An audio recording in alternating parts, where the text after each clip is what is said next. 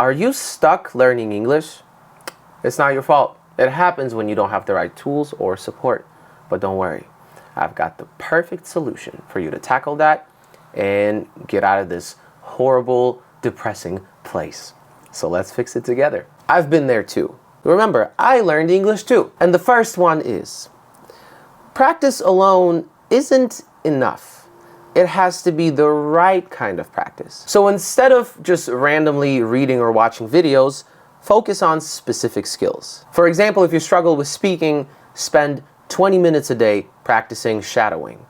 You know, when you listen to a native speaker and repeat after them. I talked about it in my previous video, but you already know what this is. And for listening, just focus on smaller, manageable chunks of audio and replay them until you catch every word. Also use subtitles to connect your eyes to your ears and all of that, you know, get all of that working together. Doesn't mean you have to give up on all the other skills. It's just you address your weak points first and you spend more time on those and then you do everything else to support it. Mistake number 2, you are likely memorizing and not using. So stop memorizing and start using. Too many learners try to memorize words, but the real improvement happens when you use them. So you have to start by learning vocabulary in context. Write short sentences or create stories using the words that you've learned. Don't just stare at them and hope that they just magically, you know, stay in your head after, I don't know, 20 minutes of just looking at them. No, nothing's gonna happen. And when you practice speaking with those new words, practice speaking out loud. Don't just read it, you know, and just think about it. Actually say it. Actually do it. Because when you speak out loud, when you practice out loud, it forces your brain to actively process the language, which makes it stick. And also think about it this way. You are reading this word or this sentence. You are speaking it with your mouth and your voice, and you're listening to that as well. You're already connecting 3 different skills. The next tip is find a community so that you don't feel alone. Because learning alone can feel very isolating and frustrating, and that's why finding a good community is so powerful. So you can join online speaking groups or clubs. There are many people just like you all over the world, eager to connect with you and practice together. Practice with friends or even use apps that connect you with native speakers or other learners. You'll stay motivated and it's fun. And this is where one of my most popular online courses from intermediate to advanced takes things to the next level. Not only will you learn through structured lessons that guide you step by step, but you will also join a community of like-minded learners. Here's what makes this course unique. You'll interact and practice and improve together in a supportive environment. Because if you choose the standard or pro package, you will also get access to our exclusive challenge. And what's the challenge?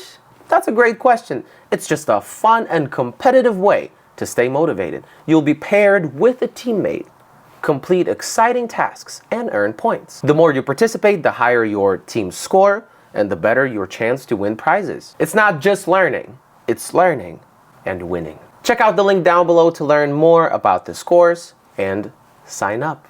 I can't wait to see you there. Tip number 4, fix your grammar with real examples. Let's face it, grammar rules are overwhelming, especially when they're taught in isolation. So instead of memorizing abstract rules, focus on examples you'll actually use. For instance, study how native speakers use modal verbs in everyday speech. I would do it, but I'm busy.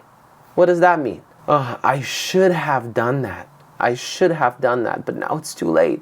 What does that mean, right? It's much clearer when you see it in a situation rather than in a book. And tip number 5, when you're tackling vocabulary, address your vocabulary issues in phrases, not words. Learning individual words is good, but it's not enough to sound fluent.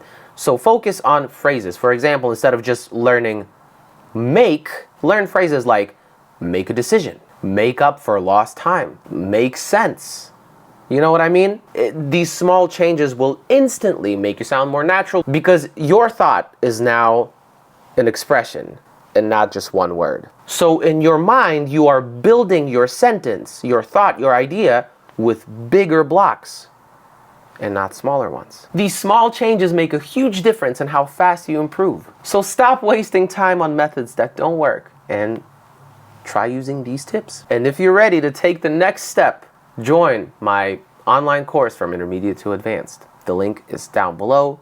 You can sign up right here. With interactive lessons and supportive community and an exciting challenge, this is the ultimate way to level up and never look back. Remember, improving your English is not about being perfect. It's actually never about being perfect. It's about these small but consistent steps forward.